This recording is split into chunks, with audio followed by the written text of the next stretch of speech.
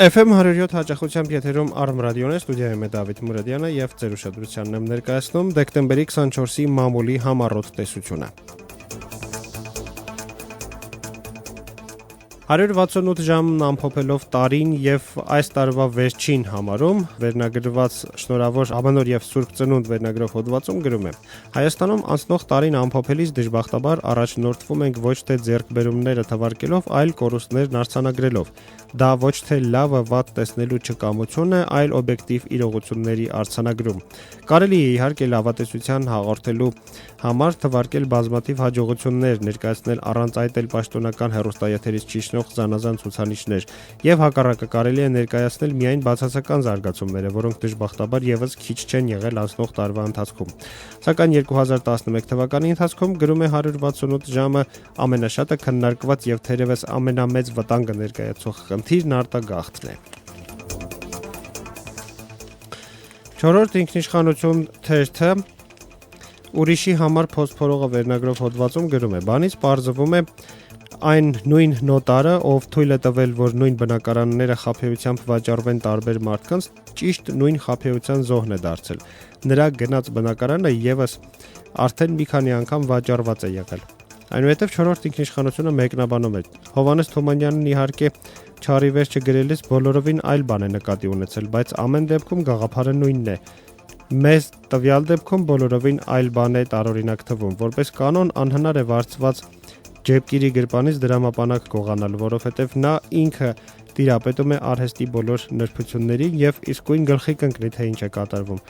Ինչպես է պատահել, որ աղետյալ նոտարը չի նկատել խարդախությունը, հարցնում է չորրորդ ինքնիշխանությունը։ Ժողովուրդը եւս այս տարվա տարեվերջյան համարն է թողարկել եւ գրել. ինչու է ոստիկանությունը միայն ԲՀԿ-ականների շրջանում թմրամոլների հայտնաբերում ժողովրդի այս հարցին Հայաստանի ոստիկանապետ Վլադիմիր Գասպարյանը պատասխանեց. Իսեր Աստծո, ազատեք ինձ նման բաներից, ես չպետք է մտածեմ, թե մարդը որ կուսակցությունից է, կամ աչքերն ինչ գույնի են։ Մեծ հաշվով ես թքած ունեմ, ինչ կուսակցությունից են, ինչ կոստյում են հագնում, էլ ինչ խավից են, որովհետև ես անձերի հետևից չեմ գնում, ես գնում եմ երևույթների հետևից, իսկ այդ երևույթն օրենքով արգելված է։ Ազգորաթերթը եւս ամփոփում է տարին, տարվա top 10 վերնագրով հոդվածում Ազգորաթերթը թվարկել է այն 10 իրադարձությունները եւ դեմքերի կատարած, այսպես ասած, հայտարարությունները, նշանակումները եւ այլն, որոնք աչքի են ընկել անցնող տարվա ընթացքում եւ այսպես 10-րդ հորիզոնականում Սուրեն Խաչատրյանն ընդդեմ Սիլվա Համբարձումյանի եւ ընդդեմ բնապահպանների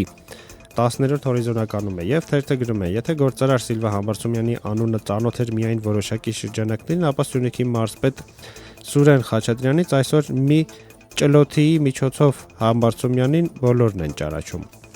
9-րդ հորիզոնականում Սեյրան Օհանյանին է դրել Ազգ օրաթերթը եւ գրել ինքնասպանություններ, սպանություններ վրա երթեր, դիպուկահարներ, կրակոցներ,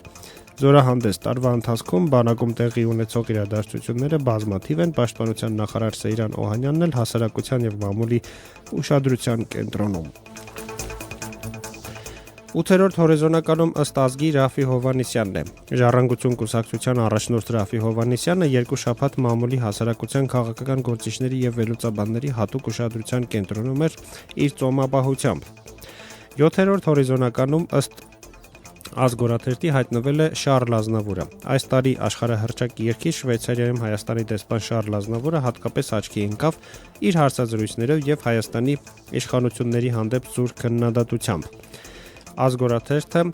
6-րդ հորիզոնականը շնորհել է Լևոն Արոնյանին, Վլադիմիր Հակոբյանին, Սերգեյ Մովսիսյանին, Գաբրիել Սարգսյանին, Ռոբերտ Հովհաննիսյանին, ովքեր չգիտեն, ասեմ, որ սա մեր շախմատի ազգային հավաքականի տղամարդկանց թիմի կազմն է։ Չինաստանի Նինբո քաղաքում տեղի ունեցած շախմատի աշխարհի թիմային առաջնությունում հենց նրանք են կերտել Հայաստանի շախմատի հավաքականի հաղթանակը, վաստակելով 14 միավոր, չկրելով ոչ մի պարտություն, նշում է Ազգորաթերթը։ 5-րդ հորիզոնականում ըստ Ազգորաթերթի Նարեկ Սարգսյանն է։ Մնացել է ինք Նարեկ Սարգսյանի հույսին, հյուսիսային պողոտայից հետո Նարեկին ընդհանրապես պետք է վտարել պետությունից։ Ես դեմ եմ, որ Նարեկ Սարգսյանը շարունակի աղավաղել մեր քաղաքը։ Սրանք մի քանի հազար մեկնաբանություններից մի քանիսն են, որ տեղադրված են եղել Facebook-ի էջերում։ Լավագույն քառյակն ըստ ազգի բացում է ամենայն հայոց կատողիկոս Գարեգին II-ը։ Թերթը գրում է ամենայն հայոց կատողիկոս Գարեգին II-ի Վրաստան եւ հատկապես Ջավախ կատարվելիք այցն անցնող տարվա ընթացքում ամենակննարկված թեմաներից էր։ Ղրիմյան հայրիկից հետո սա հոգևոր մակարդակով առաջին պաշտոնական այցն էր Ջավախք, նշում է թերթը։ Երրորդ պատվավոր հորիզոնականում ըստ ազգորաթերթի մեր ֆուտբոլիստներն են Հենրիխ Մխիթարյանը, Յուրա Մովսիսյանը եւ Ռոման Բերեզովսկին։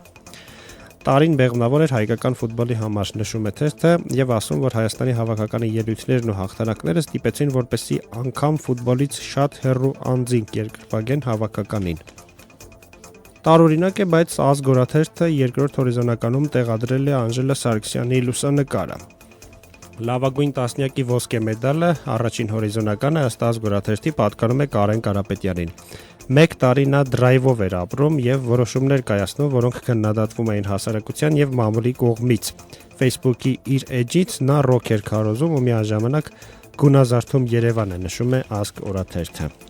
Հարգելի ունկնդիրներ, մամուլի տեսությունն Արմ ռադիոյի եթերում է ամեն օր, բացի կիրակի եւ երկուշաբթի օրերից առավոտյան լրատվական թողարկման ընթացքում եւ ժամը 14-ին ու 16-ին ձայնագրությունը հասանելի է համացանցում Facebook-ի եւ YouTube-ի մեր էջերում Arm Radio FM 107 հասցեով։ Մամուլի տեսությունը պատրաստեց եւ ներկայացրեց Դավիթ Մուրադյանը։